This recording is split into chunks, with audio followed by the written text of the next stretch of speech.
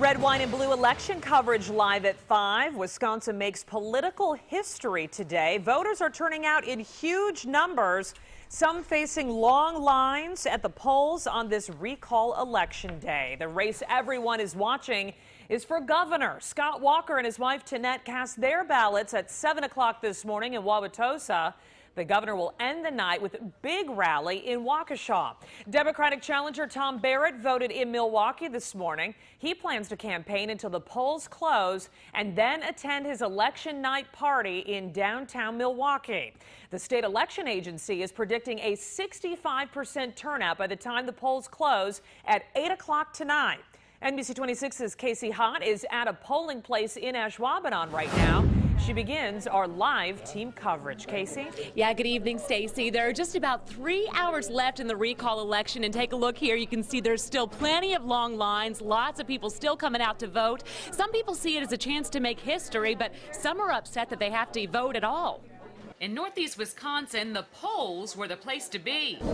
In Appleton, voters braved lines to make their voices heard. That's the first time in a long time I had to stand in line to vote for a non-presidential election. It was surprising that there was a long line. It's been busy all day. We've had lines outside for the first 2 hours after we opened the polls. Poll workers say the lines were similar to those they see during presidential elections. At least that busy, if not more. It's almost like Wisconsin's own presidential election. In De Pere, poll workers say they were prepared for the crowds. We kind of had a feeling that this might happen, and so you try to prepare ahead if you can, and to try to prepare your people. While some voters felt that they shouldn't be voting at all. I think today is an example of a travesty.